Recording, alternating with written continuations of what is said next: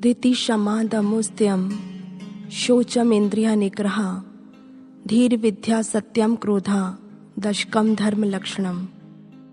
शास्त्रों में धर्म के 10 लक्षणों के विषय में बताते हुए कहा गया, जो मनुष्य धर्म को जान लेता है उसके भीतर धैर्य, क्षमा, दया, शील, संतोष, अक्रोध जैसे लक्षण स्वतः ही प्रकट हो जाते हैं। आध्यात्मिक पथ पर चलते हुए साधक के भीतर यदि यह गुण रोपित हो जाते हैं तो निश्चय ही वह शिष्य अपनी मंजिल को प्राप्त कर लेता है। जिस प्रकार एक नववधू का श्रृंगार आभूषण है, ठीक उसी प्रकार एक शिष्य के व्यक्तित्व का विशेष अलंकार यह लक्षण है। और धैर्य इस श्रृंखला की एक विशेष कड़ी है। धैर्य से तात्पर्य है धीरज रखना। धैर्य एक ऐसा गुण है जो साधारण से साधारण कार्य को सफलता तक पहुंचाने के लिए आवश्यक है। जिस प्रकार एक माँ अपने गर्भ में शिशु को रखती है, लेकिन फल की प्राप्ति से पूर्व समय के अंतराल में माँ को धैर्य का परिचय देना होता है, तब माँ को फल की प्राप्ति होती है। जिस प्रकार एक किसान धरती में बीज को रोपित करता है, लेकिन वह बीज अच्छी फसल का रूप नहीं ले पाता। समय के अंतराल के उपरांत ही वह बीज फसल का रूप ले पाता है। तब तक किसान को धैर्य का परिचय देना होता है, तब किसान को अच्छी फसल मिलती है। कबीरदास जी ने अपनी वाणी में कहा, धीरे धीरे रे मना धीरे सब कुछ होए, माली सींचे सो घड़ा ऋतु आए फल होए। वैज्ञानिकों ने अपने जीवन में अनेक आविष्कार किए। एडिसन जिन्होंने बल्ब का आविष्कार किया, न्यूटन जिन्होंने गुरुत्वाकर्षण के सिद्धांत को खोजा, मैडम क्यूरी जिन्होंने रेडियम को खोजा। विचार करें, ऐसा नहीं इन्होंने किसी भी वस्तु को सोचा और आविष्कार हो गया। आविष्कार और परिणाम के बीच एक लंबा अंतराल था, जिसमें इन सभी ने धैर्य का परिचय दिया, तब सफलता मिली। एक समय एक पिता और पुत्र दोनों अकेले रहा करते थे।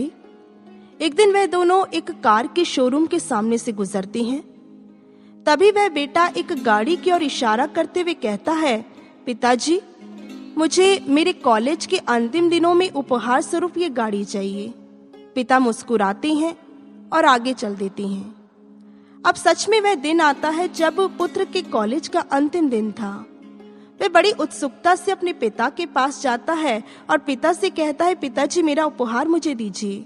पिता मुस्कुराते हैं और एक सजा हुआ बॉक्स अपने पुत्र को देते हैं। पुत्र जैसे उस बॉक्स को खोलता है तो खोलकर देखकर हैरान हो जाता है कि उसमें उसका उपहार नहीं था, बल्कि एक गीता रखी हुई थी। उसे अपने पिता पर बड़ा गुस्सा आता है कि मैं अपने पिता के पास जाता है और पिता से कहता है, मगर मुझे इस बात का बिल्कुल भी गर्व नहीं कि आप मेरे पिता हैं।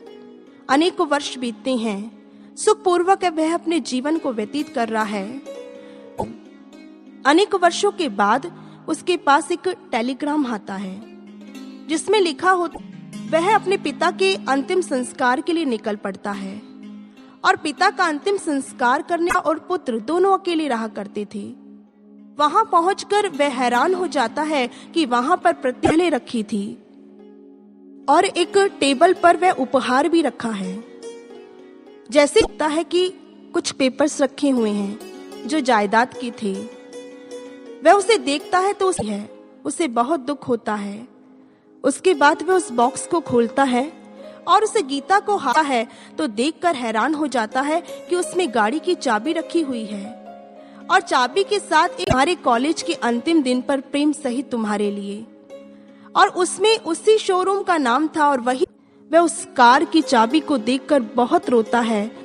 यदि उस दिन मैं धैर्य का परिचय देता मिल जाती, मैं अपने पिता के प्रेम को ना खोता, मैं ही धैर्यवान पुत्र नहीं बन पाया।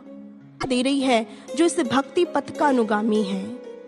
जीवन की विपरीत परिस्थितियों से कभी भी शिष्य को नहीं विचलित होकर शिष्य घबरा जाता है और धैर्य के बांध को नहीं बांध पाता, तो निश्चित ही वे अपने विवेक। आचार्य चाणक्य ने कहा, धैर्य हो तो दरिद्रता भी शोभा देती है, धुले हो तो फटे वस्त्र भी अच्छा पाती है।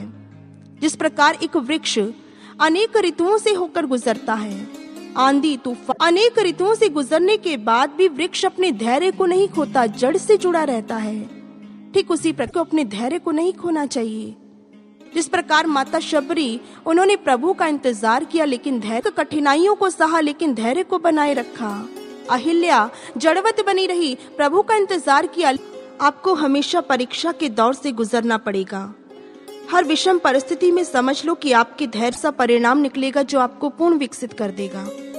इसलिए गुरु भक्तों, जब भी जीवन में विपरीत परिस्थिति आए, एक शिष्य को कभी भी अपने धैर्य को नहीं खोना चाहिए, क्योंकि परीक्षाओं की आंधी से गुजरकर शिष्य धैर्यवान बनता है और इस सद्गुण को जीवन में उठता है। क्योंकि धैर्यवान शिष्य ही मंजिल को प्राप्त करता है, धैर्यवान शिष्य ही लक्ष्य को हासिल करता है, धैर्यवान शिष्य ही शिष्यत्व की कसौटी पर खरा उतरता है। इसलिए कहा, धीरज रख, वो रहमत की बरखा बरसा भी देगा। बोलिए श्री सद्गुरुदेव महाराज जी की जय। प्रेरणा